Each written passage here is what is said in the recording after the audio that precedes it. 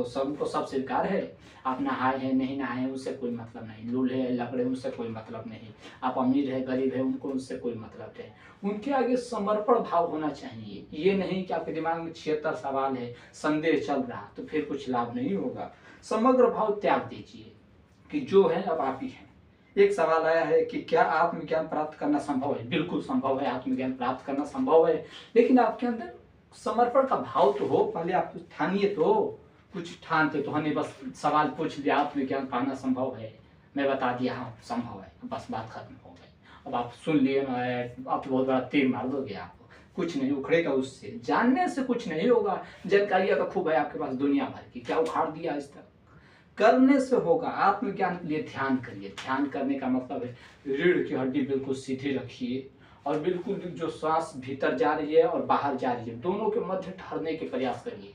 हो सकता है 1 दिन में ना हो, 2 दिन में ना हो, 6 साल में ना हो, 10 साल में ना हो, 20 साल में होगा, 50 साल में होगा। बुद्ध भगवान को 6 साल लगे, जैनों के तीर्थंकर हुए महावीर, वर्धमान महावीर, उन्हें 14 साल लगा। तो ये अपनी अपनी पात्रता पे निर्भर है कि आपको कितना समय लगेगा। आपको 10 साल में हो सकता है, 20 साल भी लग सकता है, या 2 दिन में भी हो सकता है, वो तो पात्रता पे निर्भर करता है। एक सवाल है कि ईश्वर का अस्तित्व कैसे सिद्ध किया जा सकता है? ये सवाल का जवाब आप बताइए, आप कैसे देंगे? आप दे सकते हैं इस सवाल का जवाब, ईश्वर का अस्तित्व कैसे सिद्ध किया जा सकता है? ये कैसे सिद्ध होगा? अगर सिद्ध करने की कोई उपाय होती तो अब तक हो गए होते। और ईश्वर को सिद्ध करने के प्रमाण की जरूरत क्या है? हर जगह वही तो है। सूरज निकल रहा उसमें आपको ईश्वर नहीं दिख रहा, चिड़िया चलचला रही है उसमें ईश्वर नहीं दिख रहा। वो कौन बनाए? वो बोलने वाला। आप मिट्टी का पुतला बनाइए, उसमें डालिए, उसमें जान हम देख रहे हैं, आप जान डाल दे रहे हैं।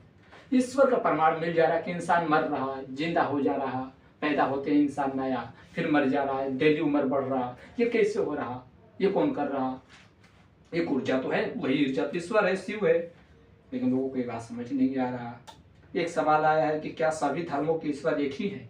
देखिए, सभी धर्मों की नहीं, पूरे तीनों लोग के, पूरे ब्रह्मांड के ईश्वर एक है, लेकिन लोगों रूप अलग अलग बना लिए हैं।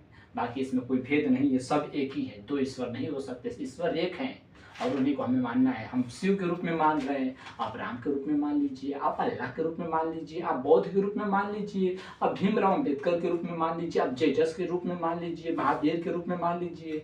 उससे क्या फर्क पड़ने वाला है? दुनिया के सारे नाम उन्हीं के हैं, जितने भी आकार है, जितने भी रूप है, सब उन्हीं के हैं। वो निराकार है, निराकार से कोई भी आप रूप बना सकते हैं। जिस मिट्टी का कोई आकार नहीं है, ऐसे मिल गया गूथा गाथा, आप उसमें से कोई भी आकार निकाल सकते हैं।